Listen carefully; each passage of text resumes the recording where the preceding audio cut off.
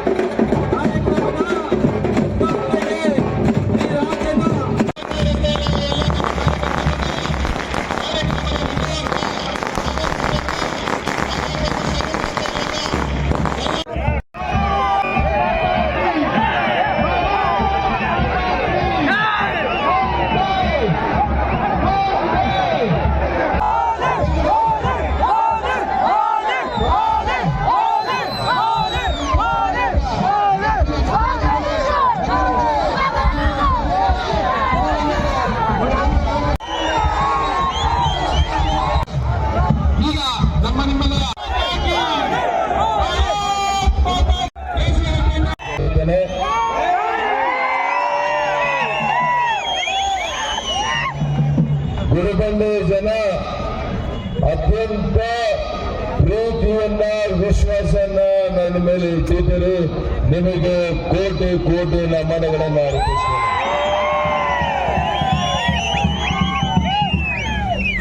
ಇವತ್ತು ಒಂದೇ ಪ್ರಕಟಣೆ,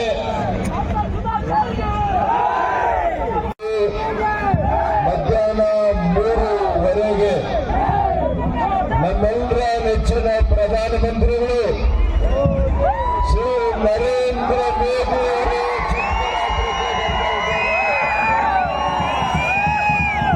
ನಮ್ಮ ಚಿಕ್ಕಬಳ್ಳಾಪುರ ಲೋಕಸಭಾ, ಕೋಲಾರ ಲೋಕಸಭಾ ಅಭ್ಯರ್ಥಿಗಳ ಪರವಾಗಿ ಪ್ರಚಾರ ಮಾಡಲಿಕ್ಕೆ ಬರ್ತಾ ಇದ್ದಾರೆ.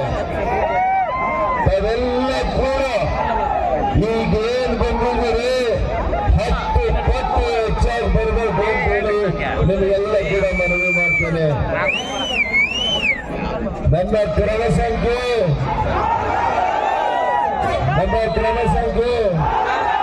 ಚಿಹ್ನೆ ಕಮಲಕ್ಕೆ ಮತ. ನಿಮಗೆಲ್ಲರೂ ಹಿತವನ್ನು ಬಯಸಿ ನಾನು ಮಾತು ಮುಗಿಸ್ತೇನೆ. ಈಗ ನಮ್ಮೆಲ್ಲರ ನೆಚ್ಚಿನ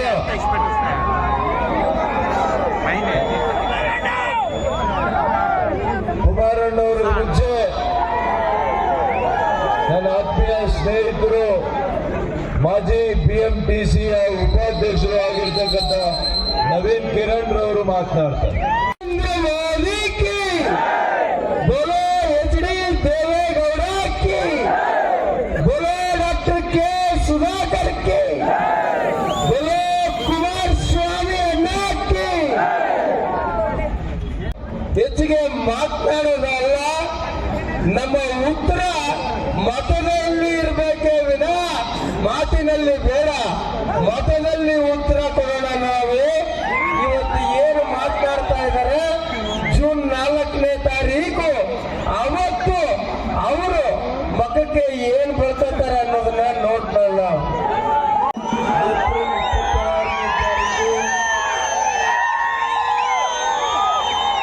ಚಿಕ್ಕಬಳ್ಳಾಪುರ ಲೋಕಸಭಾ ಕ್ಷೇತ್ರದ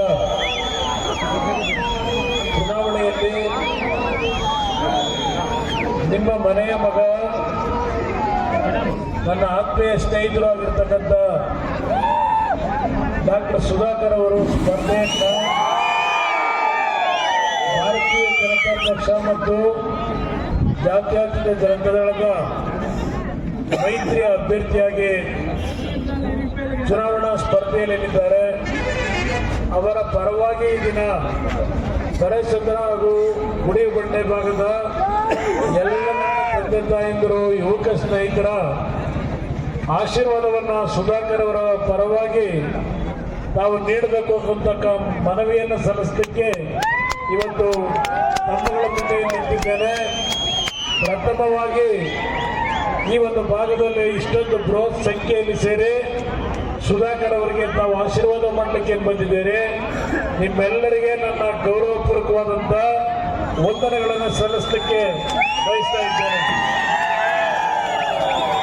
ಹಳೇಸೂರಿನ ಭಾಗದಲ್ಲಿ, ಗುಡಿಬಂಡೆ ಭಾಗದಲ್ಲಿ ಹಲವಾರು ಬಾರಿ ನಾನು ಬಂದಿದ್ದ ಸಂದರ್ಭದಲ್ಲಿ ನೀವು ನನಗೆ ಕೊಟ್ಟಿರ್ತಕ್ಕಂಥ ಒಂದು ಪ್ರೀತಿಯ ಒಂದು ಸ್ವಾಗತವನ್ನ ಪ್ರತಿ ಸಂದರ್ಭದಲ್ಲಿ ಕಂಡಿದ್ದೇನೆ. ನಿಮ್ಮ ಮನೆಯ ಮಗನ ರೀತಿಯಲ್ಲಿ ಸುಧಾಕರ್ ಅವರನ್ನ ಯಾವ ರೀತಿ ಸ್ವೀಕಾರ ಮಾಡಿದ್ದೀರಿ ಅದೇ ರೀತಿಯಲ್ಲಿ ನನಗೂ ನೀವು ಆ ಪ್ರೀತಿ ವಿಶ್ವಾಸವನ್ನು ತೋರಿಸಿರ್ತಕ್ಕಂಥದ್ದು ಇಲ್ಲಿ ಬಂದಂತ ಸಂದರ್ಭದಲ್ಲಿ ಕಂಡಿದ್ದೇನೆ. ಇವತ್ತು ಒಂದು ಪ್ರಥಮವಾಗಿ ನಿಮ್ಮಲ್ಲಿ ಮನವಿ ಮಾಡತಕ್ಕಂಥದ್ದು, ಸುಧಾಕರ್ ಅವರು ಈ ಒಂದು ಚಿಕ್ಕಬಳ್ಳಾಪುರದ ಅಭಿವೃದ್ಧಿಗೋಸ್ಕರವಾಗಿ ಬಿಜೆಪಿಯಲ್ಲಿ ಮಂತ್ರಿಗಳಾಗಿ ಕೆಲಸವನ್ನು ಮಾಡಬೇಕಾದರೆ ಈ ಭಾಗದಲ್ಲಿ ಹಲವಾರು ಉತ್ತಮವಾದಂತಹ ಒಂದು ಅಭಿವೃದ್ಧಿಗೆ ಪೂರಕವಾದಂತಹ ಕಾರ್ಯಕ್ರಮಗಳನ್ನು ಕೊಟ್ಟಿದ್ದಾರೆ. ಇವತ್ತು ವಿಶೇಷವಾಗಿ ನೀವೆಲ್ಲ ನೋಡ್ತಾ ಇದ್ದೀರಿ, ನಿಮ್ಮ ಒಂದು ಬಡಾವಣೆಯ ಭಾಗದಲ್ಲೇ ಅತ್ಯುನ್ನತವಾದಂತಹ ಒಂದು ವೈದ್ಯಕೀಯ ಕಾಲೇಜನ್ನು ಇವತ್ತು ಕಟ್ಟಿರ್ತಕ್ಕಂಥದ್ದೇನಿದೆ.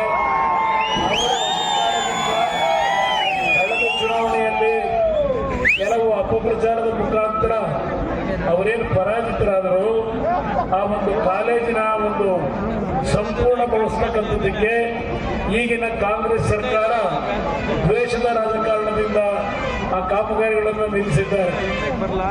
ಆ ಒಂದು ಕಾಮಗಾರಿಗಳು ಸಂಪೂರ್ಣಗೊಂಡಿದ್ರೆ ನಿಮ್ಮ ಆಸ್ಪತ್ರೆಯ ಕೆಲಸಗಳು ಅತ್ಯುತ್ತಮವಾದ ರೀತಿಯಲ್ಲಿ ನಡೆಯತಕ್ಕಂಥ ಚಾಲನೆಯನ್ನು ಅವರೇನು ಕೊಟ್ಟಿದ್ದಾರೆ.